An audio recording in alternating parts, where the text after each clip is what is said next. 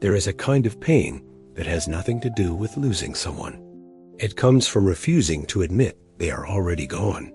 You keep knocking on a door that stopped opening long ago, convinced that one more try, one more word, one more year of waiting will finally bring back what you lost. And the strangest part is this: while you exhaust yourself against that closed door, you never once think to ask what might be standing right behind you. Some of the most painful years of a life are not spent suffering a loss. They are spent refusing to accept one. This story is not about a person. It is about something far simpler and far more honest, because it cannot lie to itself the way we do. Stay until the end, because the moment this story turns will make you ask yourself a question you may have been avoiding for a very long time. There once lived a small bird with bright feathers, born deep in a green forest where he flew freely between tall trees. One day, a man found him injured on the forest floor and carried him home. The man fed him, healed his wing, and kept him in a cage on his terrace. For many months, the bird and the man grew close. The man spoke to him every morning, fed him from his own hand, and the bird learned to trust him completely. Slowly, the bird stopped thinking of the forest at all. His whole world became this one man's attention and care. Then, one season, the man's life changed. He grew busy, distracted, tired. He visited the terrace less often. He forgot to speak softly to the bird the way he once did. Eventually, one morning, he opened the cage door, left the terrace, and simply stopped coming back the way he used to. The bird did not understand freedom. He understood only that something he depended on had pulled away. Near the open cage stood a tall glass window, and beyond it, the man could sometimes be seen moving through the house. The bird flew straight toward that window, toward the man, toward the warmth he remembered. He struck the glass hard. It did not break, but he did not stop. He believed if he tried again, harder this time, the barrier would finally give way, and the man would notice him and love him again the way he once had. Day after day, the bird returned to that same window. He beat his wings against it, cried out, threw his small body at the glass again and again. He fell to the floor exhausted, rested only a moment, then rose and struck it once more. His feathers grew ragged. A thin line of blood appeared near his beak. Neighbors who passed by the terrace sometimes stopped to watch, confused. Just beyond the open side of the terrace, sunlight poured freely onto green branches and open sky. Nothing blocked that path, yet the bird never turned toward it. His eyes, his whole small heart, stayed fixed on the one closed window, the one glimpse of the man he still longed for. Weeks passed this way. The bird's strength faded with every failed attempt. He no longer flew high or far. He only had enough energy left to lift himself toward the glass one more time, fall, and try again. He had forgotten that wings were made for anything other than this single, painful motion. One afternoon, in the middle of another failed attempt, a second bird landed quietly on the terrace railing.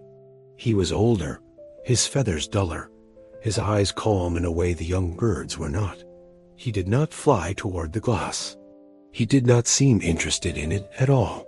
He simply sat, cleaning his wings, glancing occasionally at the forest beyond, as though the window did not exist. A young bird, bleeding and exhausted, paused mid-flight and stared at him. "Why don't you try the window?" he cried. "Don't you want to get through?" The older bird tilted his head, unbothered. "I did once," he said simply, "for a long time. Then one day I turned around."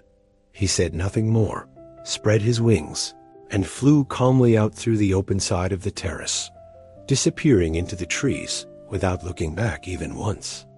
A young bird stood frozen, staring at the empty space where the older bird had just vanished. For the first time, the sound of his own wings hitting glass suddenly felt foolish in his ears.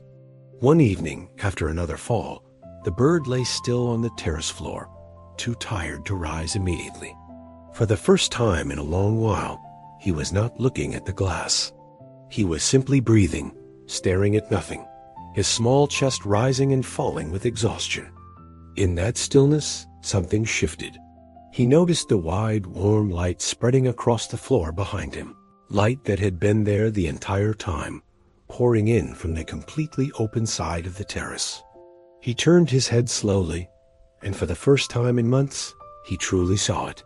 An open path leading straight out into the sky, wide and waiting, exactly as it had been since the very day the man first walked away. He did not understand in that moment why he had never noticed it before.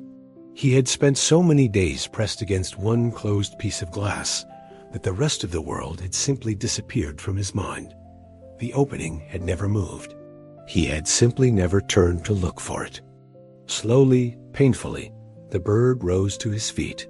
His wings still ached from the many falls. He hesitated, glancing once more at the closed window, at the faint shape of the man moving somewhere inside the house, indifferent, unaware, unmoved by any of it. Something in the bird finally let go. He turned his back fully to the glass. He spread his wings, weak but still whole, and pushed off from the terrace floor one last time. This time, he did not fly forward into a wall. He flew upward, out through the open side, into air that had been waiting for him all along. The sky opened around him, vast and bright, filled with the scent of leaves and wind he had almost forgotten. He flew higher than he had in a very long time, past the terrace, past the rooftops, until the house, the window, and the man inside, it became small shapes far below him, and then nothing at all. He did not look back again. This story carries a truth that reaches far beyond a small bird and a terrace window. So many of us spend our days pressed against a closed door, begging someone who has already stopped caring to open it one more time. We throw our energy, our pride, our very strength against the same unmoving glass, convinced that one more attempt will finally make them turn around. And the entire time, without ever noticing, we forget to look behind us, where an open path has been waiting quietly, patiently, since the very moment they first walked away. Think honestly about your own life.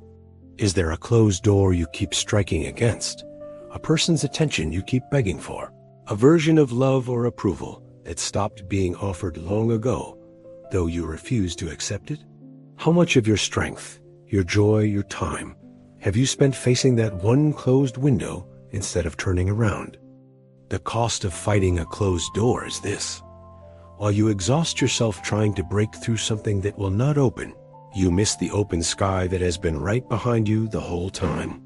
Stop breaking your heart and your head against a door that was never going to open again. Turn around. The door behind you was left wide open the moment they stopped caring. All you have to do now is fly through it.